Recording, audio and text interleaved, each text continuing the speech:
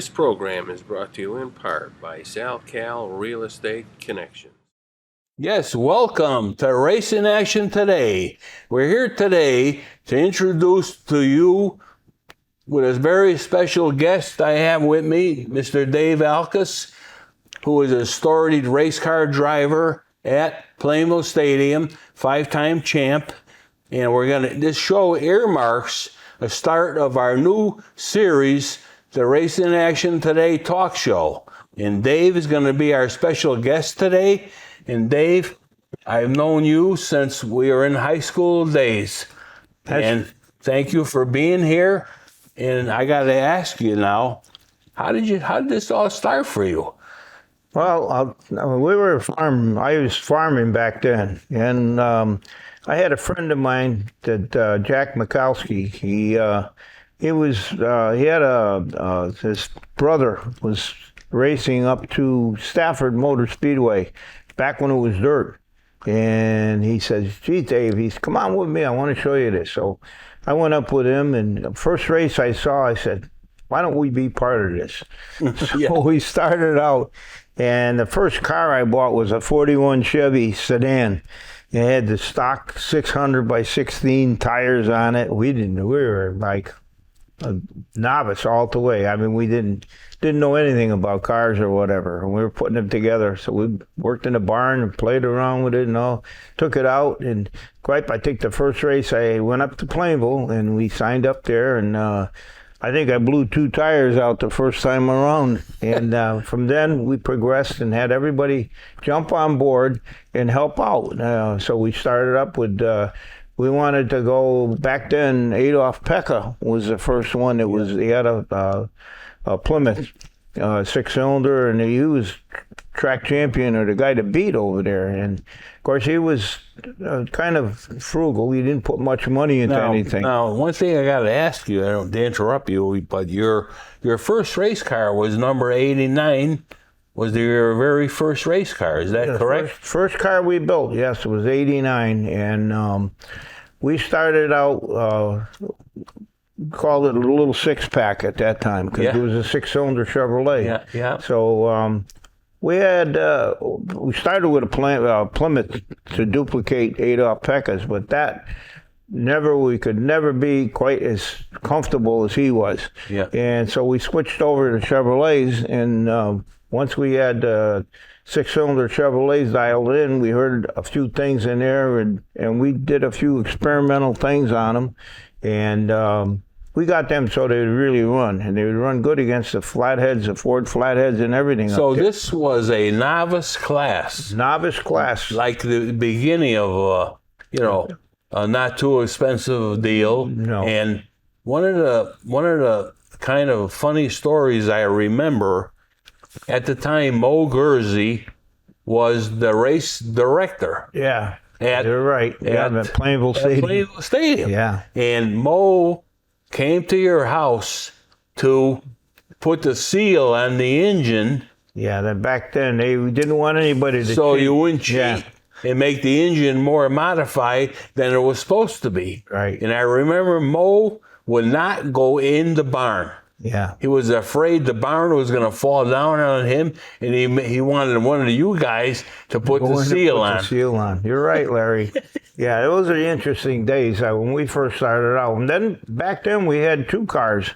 My brother Ed and we were up at Walter Sinowitz's Berlin farms up there on Lower Lane, and we worked out at a building over there, and he built a car. And we had Ronnie Wyckoff running for us. Remember Ronnie? So we actually had a team car after that in '65. We started in 1964. And we would, back like you always said, we had a farm, and I worked on a farm back then, Munson's farm, Maple Shade Farm, across the street from my house. So we tested them out in the old cornfield out there when they cut the corn off there. Tearing up the fence and everything, right? They used to get a little upset there, and then come out and didn't hit the brakes fast enough and went down over the embankment, but never got hurt or nothing. Well, Dave, first of all, I want the viewers to know that in your younger days, I can remember a 1950 Chevy that you had put the 3 side draft carburetors from a 1953 Corvette on, right. That's souped right, up Larry. the motor. I could remember going down Norton Road, literally flying in the air over the bump, Yep. and you had petrified us. Up okay? above, yeah, just up above the pool there. What we do, so that was part of our testing grounds. Back in them days, we didn't have the traffic that we have by the house now. Of course, the power that they have, but that car was, in its day, was one of the powerhouses. Yeah, It had triple Weber carburetors on it. Somebody smashed up a 53 Corvette up in Greenwood Street up in New Britain, and I wound up buying the engine out of it. Yeah, wow. And so I was fortunate enough to. And we put that together as a street rod, and it was only a 6-cylinder. But Yeah, back in them days, it was the queen of the road, you know. Hey, back in then, they were, I don't know how many of those 50 Erie Chevrolets I had. I had quite a few of them myself. But we back in them days, it was a low budget operation. We made our own racing equipment. Anything that we wanted to put in them cars, we made it, or went to a junkyard to pick it up, whether it's a transmission. Let me tell you, the junkyard was your best friend. Don Spasano always said that. You had to remember. And actually, God bless his Dave, soul. while you mentioned his name, we do have a picture of his famed black dollar sign Dollar car. sign sedan, yep. Yeah. The Quiddy Special, yep. And unfortunately, we had lost 2 of our favorite race car people, enthusiasts, You're right. in the past month. Of course, J. Walter Ross, Yep. who raced the modified number 97 Yep. for years, and He was tied up with Bobby Bishop. Bobby Bishop drove Yeah. the car at Riverside Park, and he had a storied history. And I'll tell you kind of a funny tale about Jay. In the old days, at Eastern States, in Mass, Yep. there used to be a racetrack there. Oh, yeah. And That they was a big raced one. modified. 5/8 of a mile. They raced modifieds, and they raced sometime a late model race. Well, one week when there was going to be a big race up there, for some reason, the modified was out of commission that Bobby drove. And Jay, being the race nut that he was, says, you know what? We're going to race my street car in the late model class. That was I Jay. said, what? He had a 1960 Ford two-door sedan, looked like a police cruiser, with a 352 3-speed transmission, Interceptor motor. Yeah. And I said, who's going to drive the car? He said, Charlie Brayton. Oh, I don't know if you remember him. I remember. I bought a car from. Yeah. Charlie was a great guy, I'll tell Yes, Charlie. you. So here we are, Eastern States, going to race the street car.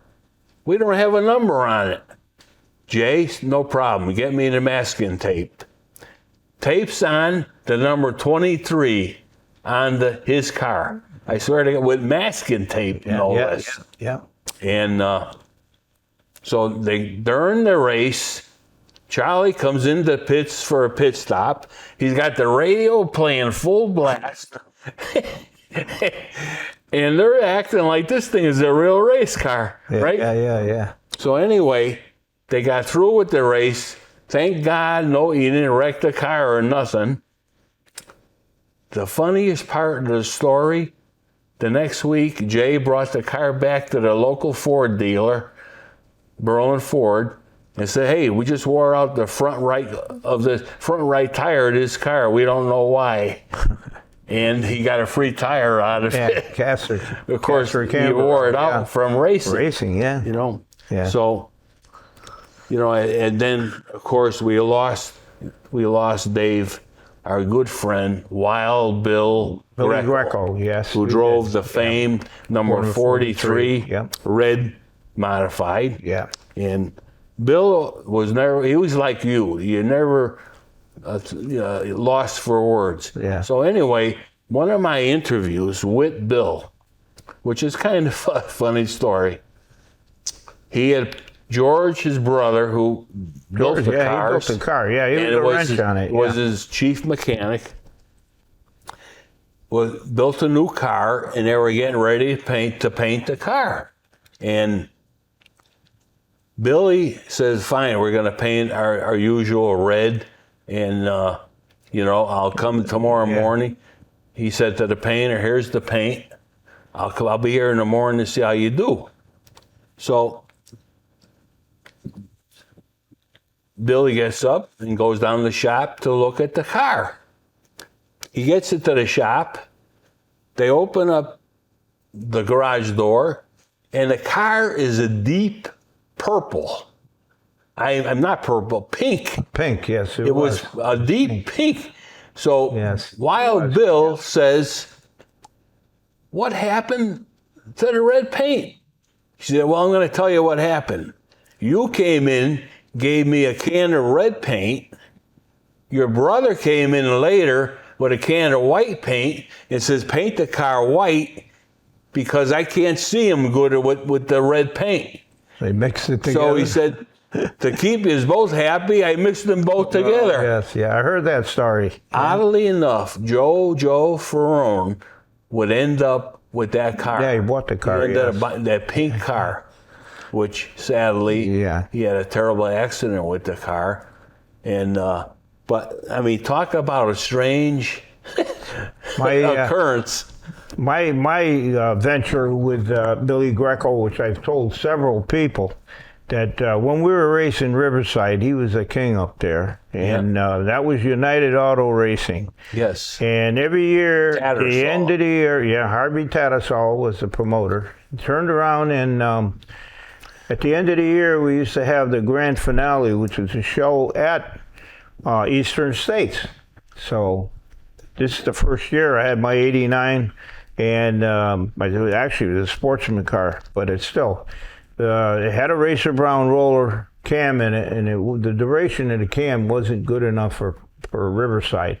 I mean, it was a good running vehicle, but it couldn't breathe. So when we took it up to Eastern States, man, I felt right at home up there. I mean, and I was a novice up there. I never drove a big track, and we were flying up there. We were tearing that track up. And it was a shame that they had to end, really. Billy came up to me, and he says to me, Billy Greco, he says to me, hey, kid, he said, that's what I can remember to this day. Hey, kid, he says, take it easy, you're going to get hurt out there. I said, all right, Billy, don't worry, I'll take it easy. Yeah. Well, lo and behold, I think I started back about 10th or 12th, and this car was flying. And we come up through, and Billy was leading the race, the 100-lapper. And I could pull alongside of him on the outside, but the carburetor was the float level was a little low, so it would flutter into the turns, but I could pull him down the chute, and I couldn't get enough so I could get in front of him without either wrecking him or myself. And we wound up finishing second. He got out of the car and he said to me, Dave, you got to be crazy. He says, hey, man, he said, if that car would run through the turns, he says, I would never be. I see you with taillights, he said. Yeah. So we wound up that, and we had a good payoff. We wound up with second in there. That same night, we turned around, and the show was in the afternoon. I went down to Plainville Stadium, and I wasn't racing Plainville then. No, remember, I was running Riverside. So I turned around, and I got a ride down there with Rocky Germano. He went down there, and he said to me, gee, Dave, I looked hunted around. Don Moon was in the pits and everything with us. He's very good friends of mine. And he said, Dave, we parked right next to him because he knew Rocky good. He said to me, we can't, anything you need here, he said, you're welcome to it. I got tires and rims and whatever. So I said, all right, well, let me take this thing out. I put my helmet, my fire suit on. You carried it in a helmet, you know. Yeah. Oh, yeah. So we threw it on, went out there. Boy, this car is all over the place. It had a 352 Ford engine, 37 Ford transmission, an old Ford coupe in it. So I take it, it's all over the place. I said to him, man, this thing's a disaster. I said, you got to set it up. So we started setting the toe up in there. The tires on the for the stagger was way off. So we changed tires around, and we had to borrow a tire, a smaller one, to run the left rear because they were lock rears and they had to turn more. And so we set it all up. And he said, oh, there's only one more warm-up. You want to get out? And I said, yeah. So we got out there. Man, this car handled like a champ. So we go out there. This is very interesting. One of my favorite stories. And it's a 100-lapper. So I come back and I said to Rocky, I said, Rocky, where are we starting anyways? He said, right on the pole. He said, all year we never did anything. So we ran away with the show half a lap ahead. And he said, so we came in the pits, and meanwhile the transmission's smoking from running. Yeah. I used to wear sneakers to fuel the gas pedal and all, and my foot was burning up. Oh, so we turned around, and we come back in. I said, well, check it all over in there. He said, by the way, how much gas you got in it? Now, Rocky owned a gas station, Sunoco gas station, and they put a stick down, and he says, well, I only got an inch or so. He said, so... Mooney said, geez, I used the gas in mine, but I got cans here. You want to borrow them? Go ahead. So he went over to the station and got gas and filled it up.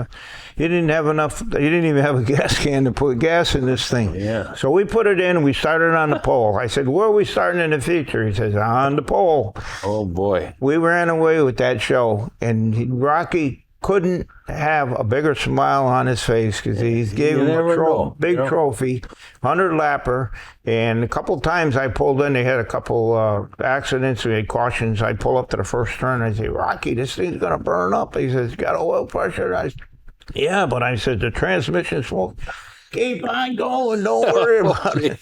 So we consequently, we did win it. And then, ironic as it could be, they had a powder puff show. Yeah. So Helen Ferroni was in the powder puff, so she was taking out his car. So he went out there in the powder puff in 2 laps and came around the corner, and the first turn, he stuffed the right front wheel right into the wall. Oh, boy. He went home with a winning car, a champion. Well, he won the feature with it, and then took it home in a bushel basket. Hey, you know. But Rocky, to this day, I see his daughter all the time at the chiropractor. And they remember. And I always love that story of telling everybody that. So one of my favorites, yeah.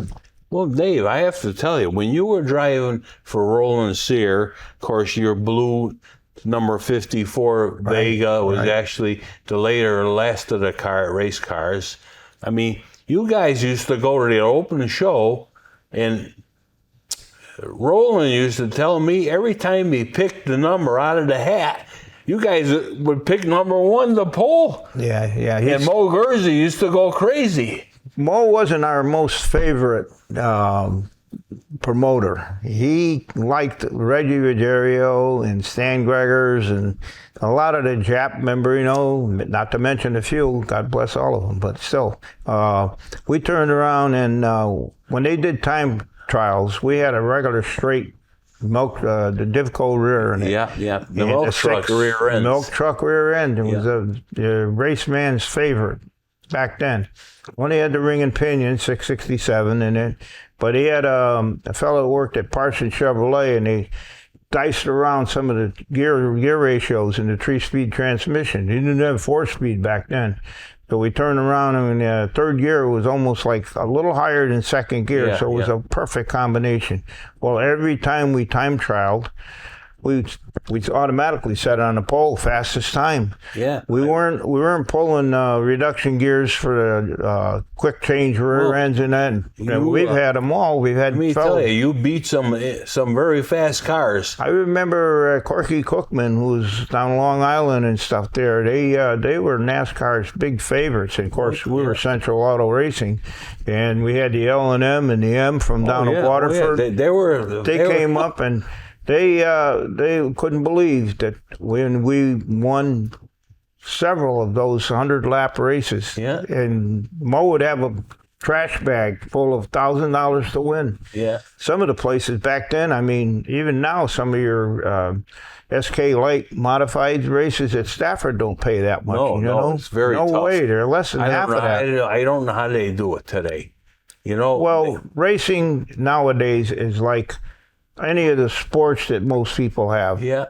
If you got golfing, they said titanium drivers and putters and all. You know, when you want to compete, you'll make it work. Oh yeah, well, a lot of them is making sure you've got a good sponsorship. Oh yeah, You got to have sponsorship.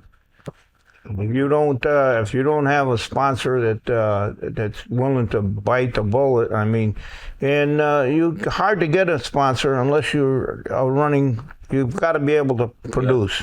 Yeah. Well, they want it all today. The driver has to be a diplomat and sell product and be a young gun. Give a good. They want good, clean people and no bad image. It's really different today. Let me tell you. In our day, they were rough and tumble. Let me tell you. You had to know how to fight and everything else. Yeah, when we first went to Plainville, I was one of the young guns then. When Jap Membrino and Tony Mordino and all of them, Luke Rangelo and number 12 and there. George Lombardo. Yeah, oh boy, George had arms on him like a gorilla. And Moby would fight him. The XD2 that Delana Auto had put together. And we were the young guns, and we were able to not fight with them, but actually run with them and beat them. And once they realized that we were a younger guy and we weren't rough on them, we didn't spin them out or nothing like that. Yeah. They realized this is a new generation coming up, and we always did. And to this day, Jap and I have. But one thing I got to say about Plainville. And we've had the round table at Plainville over there. Absolutely, we talked to all We had Reggie, we had Japper, we had my brother Fred. He also raced with us, and my brother George. Don. One time there was three of us. Spazzano was there. Don Spazzano and my car owner. But they said if you could race Plainville Stadium, you could race anywhere. Let me tell you, when Reggie said that. Yes. When you could race at Plainville Stadium, you could race anywhere. Well, you say, you can win at Plainville. Yeah. You could race anywhere. That's right. That's right. And Reggie, he was champion at NASCAR. So with Safford and all. I reminded me when you talked about third gear, when you ran that 6-something rear. Yeah. I remember Gene Bergen coming down to Plainville to race a car for Mo.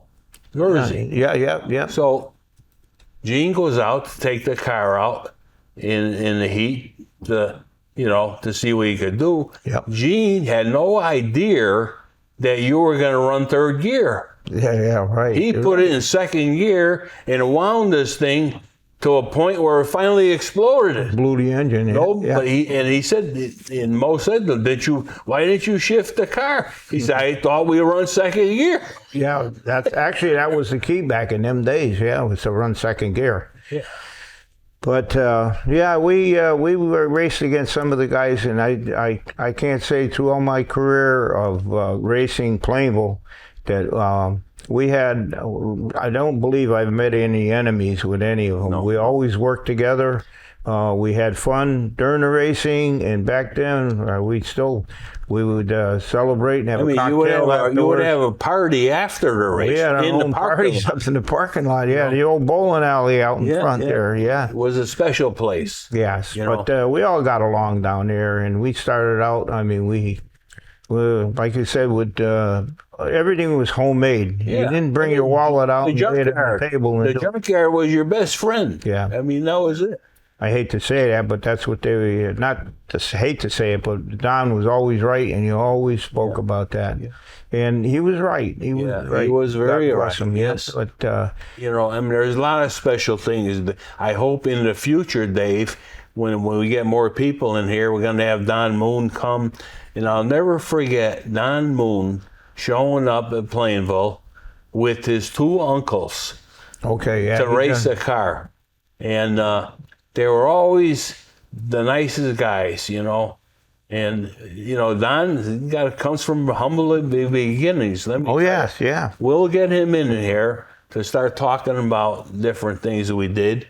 Yeah. And I really want to thank you today for Dave being here. It was really meant something special to me, and we hope to do a little something with the young guns your nephew Tyler. There's a lot more to this whole Plainville Stadium era. And back then they used to call it the old bull ring, you know. And now there's people that I still meet. They cherish the days that they had at Plainville Stadium. Absolutely, they were special. They were special days. And back then, I mean, you never had a traffic jam going in and out of the place. No. And everybody had a good time. Things were all reasonable. You can buy popcorn or even a cold beer for little or nothing. You could take a family there, and it was reasonable. I mean, today, to take a family to a major racetrack, you almost gotta take a loan. Yeah, the ATM machine with you, yes. But we had a lot. I want to thank you, Dave. You have an interesting story, history, and of course the viewers. I know there was things you talked about that they never heard. Oh, some of them, even myself, Of course, the days of running down Norton Road in that 50 Chevy, I will never forget. Yeah. Trust me. And right now we got a lot of big trucks and cars that are riding by and motorcycles and everything. And my wife gets a little nervous. She says, "Oh, we ought to turn them into call the police department." I said, "Hey, we were kids at one time. Knock it off." That 50 Chevy going over them hills, flying in the air. Well, yeah, there was a hump we were petrified. Never mind. Yeah, we had some that back in them days. We were crazy. That's it. We're like hell drivers back then. Well, we come to the conclusion of the show today. I want to remind everybody about the Berlin Fair is going to be coming up. Yep. We're gonna view you the dates of that. But I want to thank you, the viewers, for being with us tonight. And if you have any questions or want to give us an email at raceaction@aol.com, and let me know what you feel about this style of a show, too. Would help us in the future. But we plan to keep this thing going, and we're going to try to get it going in the fall. And it's just been a great time, Dave, to spend with you as normal. Yep. I want to thank you, and I can't wait to the fair to do some things over there. Right. I know you're a big John Deere tractor guy. Oh, and the fans know that too. Yeah, I'm sure. I want to really thank everybody for what went on here today. The people in Nutmeg, as usual, are right on their game, and we enjoy coming here and doing this show. Thank you for watching.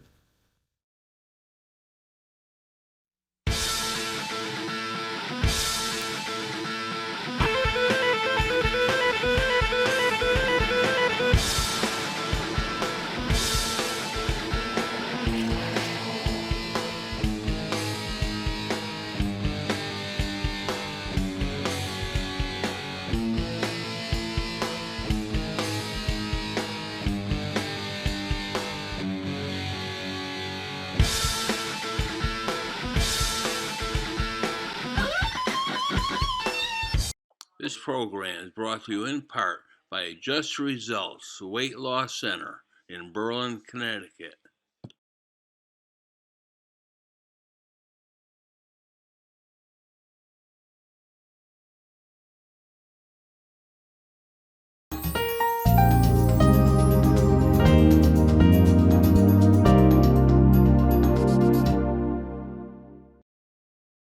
Nick Augustino right here at the East Side Restaurant.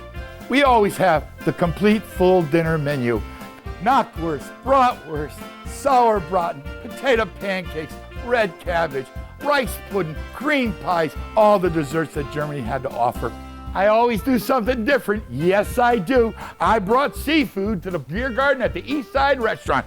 East Side Restaurant, your German destination restaurant in Connecticut. Tiki-taka, hoy, hoy, hoy!